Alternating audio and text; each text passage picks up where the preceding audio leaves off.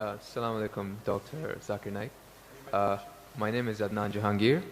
I'm a medical student and I'm an atheist, but this lecture has convinced me otherwise that Assalamu alaikum is one of the best greetings.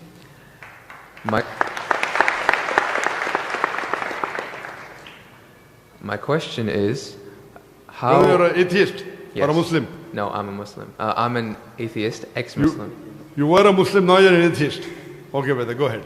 All right. My question is of two parts. First one, what is the stance of Islam on evolution? And two, what is the stance of Islam on apostates? The first one, it's how does Islam deal with evolution when as I'm a medical student, my professors, when they show me the skulls of how humans have evolved throughout millions of years, from Homo habilis to Homo erectus to us Homo sapiens, and when they show proof of how evolution has taken place over the years, how do you disprove that when it is fact? It is not theory or it is not a hypothesis anymore. It is fact. How do you disprove that, if you could answer it? Brother Jahangir has asked a question that what is the Islamic view on theory of evolution? And brother, if I reply to you, then will you come back to the fold of Islam? If it's a convincing enough answer. If I give a convincing reply, will you come back to the fold of Islam? Inshallah. Inshallah. Good. Brother Jahangir has asked a question. He said you are the Muslim and now he's an atheist. And he asked, what is the view of the theory of evolution? For complete, you can refer to my talk on Quran and modern science, which covers in the question and answer session theory of evolution. As far as the question on theory of evolution is come, there is no book so far that I have read which talks about fact of evolution. Theory of evolution means the theory. And when we talk about theory of evolution, we start thinking of Charles Darwin. He wrote a book called The Origin of Species. And in that book, he says that he went on a ship by the name of HMS Beagle, and he went on an island by the name of Calotropis, and there he saw birds pecking in niches. Now, depending upon the niches, the holes they pecked, the beak became short and long. Based on this observation, he propounded his theory of evolution. He propounded his natural selection. And Charles Darwin, he wrote a letter to his friend Thomas Thompson in the 19th century.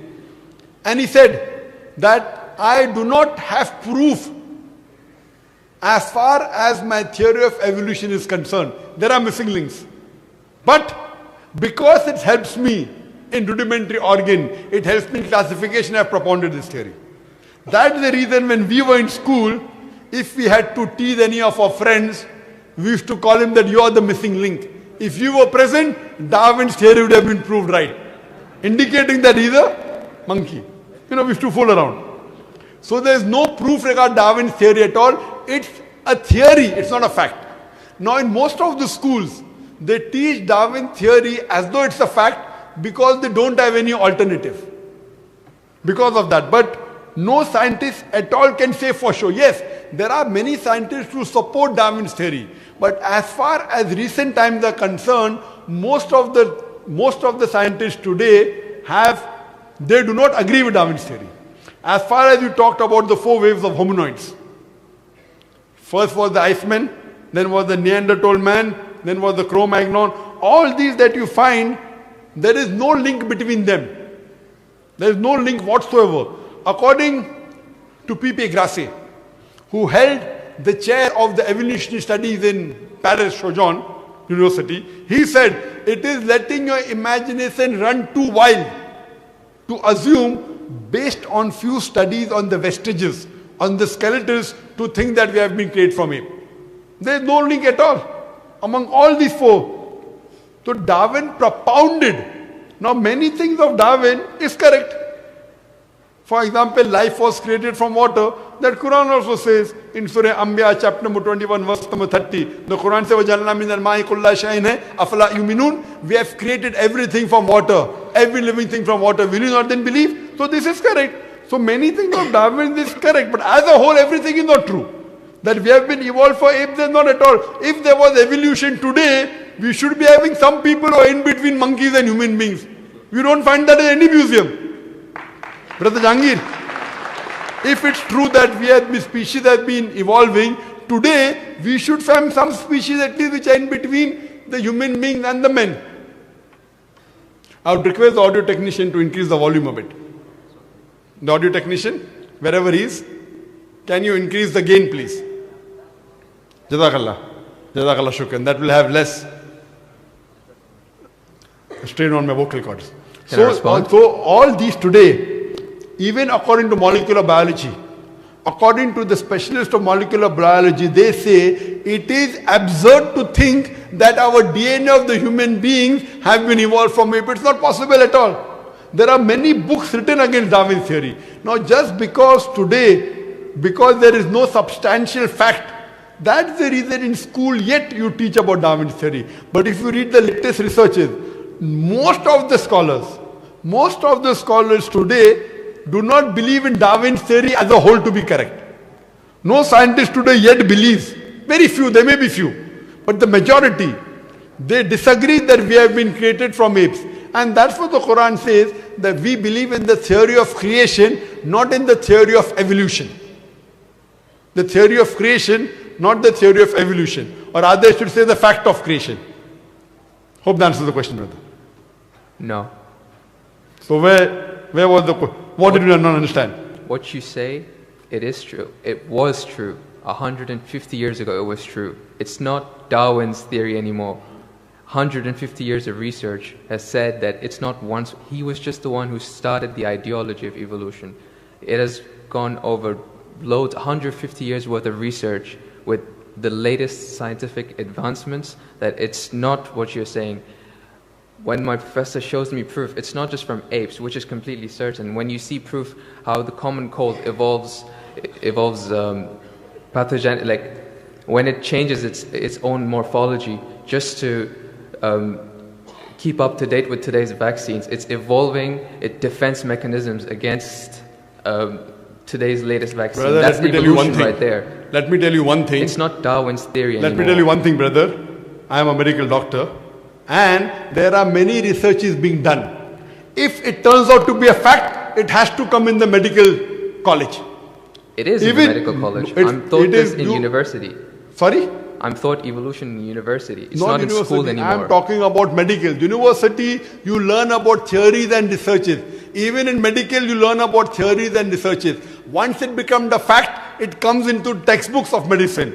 I don't know of any textbook of medicine in any college in the world which says that we have been evolved. It is all these are theories, and I know the research is being done. Even Darwin's theory never came in the medical textbook. And even what you're talking about, I know there are new and new researches being coming on. But none of them yet has proved it to be a fact of evolution. The statement by itself, theory of evolution, means it's a theory. So by English language itself, you don't have to be a researcher. When you say theory, it's a theory. When the theory becomes a fact, it changes. That thing changes into a fact. So by the basic you saying theory of evolution, it means it's an hypothesis. No. It is not yet a thought. It's not yet a fact.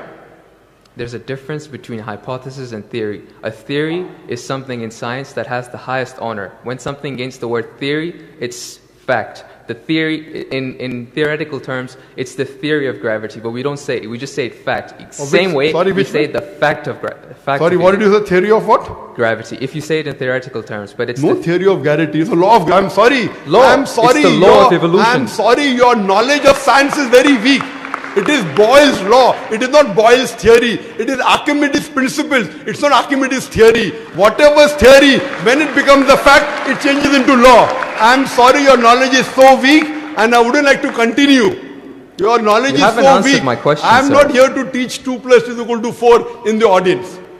In the question answer session, you ask a question, I give the answer. If you like it, you keep it. If you don't like it, you throw it. Okay, just the thing is that if your knowledge is so weak, you're saying theory is the highest thing in science. I'm sorry, you're absurd. I'm a medical doctor. Theory is the highest thing in science. I'm very sorry, brother. If someone I'm Jangir, brother. I'm very sorry. Theory is never the highest thing in science. If you think just because they're going to a university are coming to fool the people here, I'm not. I'm totally sorry. Theory, if it becomes a fact, and if the theory becomes a law, it may reach a high standard. But theory by itself, it's a theory, it's a hypothesis. Once it gets converted, it becomes a law, it becomes a fact. Newton's law, it becomes a fact, it becomes a law. I'm sorry to say that by itself, calling it a theory means it is not yet an established fact.